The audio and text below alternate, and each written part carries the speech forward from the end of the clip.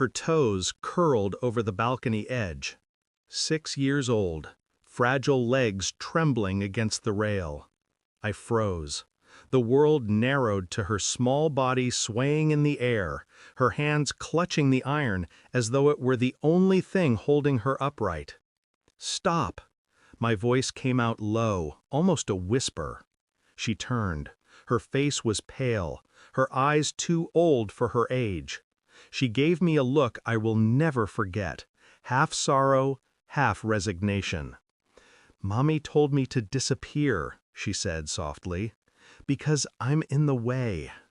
The words cut deeper than any blade. I stepped forward carefully, measured. My hand reached for her, but my mind shattered. Disappear. In the way. And then, as I looked closer, I saw something else. Bruises that didn't belong to accidents.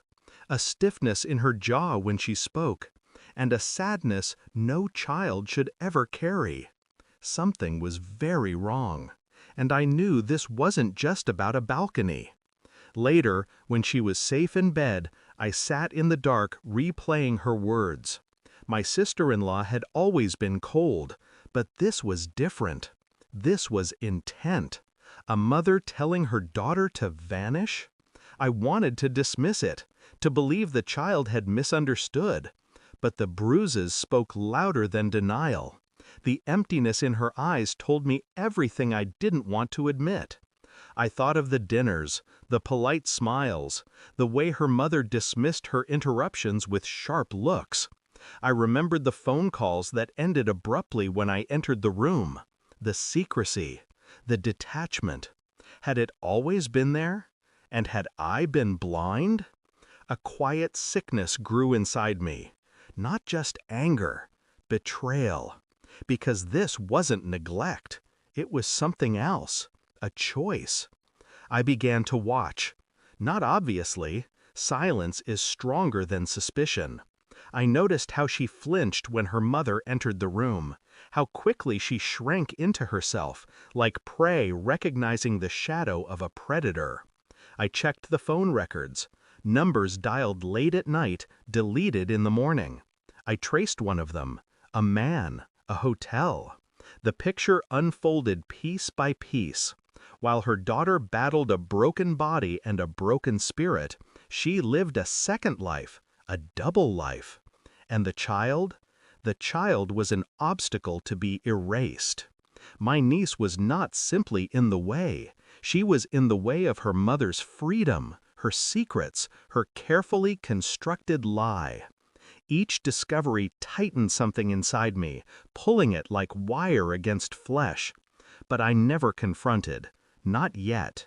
Patience is sharper than rage. The final proof came in a recording. I had placed a small device near the balcony door. One night, when the house was quiet, I played it back. Her mother's voice. Calm, venomous. "You don't belong here. You're broken. If you disappear, everything will be better. For me, for you." The child's small sob, the silence that followed. It was enough. Enough to destroy, enough to expose. The next morning, I set the recording on the table in front of her. She froze as her own voice filled the air, her carefully constructed mask shattering piece by piece. Her face went white, then red, then desperate. "This, you don't understand." I didn't speak. I just watched. Cold, steady, unblinking. She broke in front of me. "I know everything," I said finally, voice quiet but lethal. Her excuses tangled, drowned in their own dishonesty.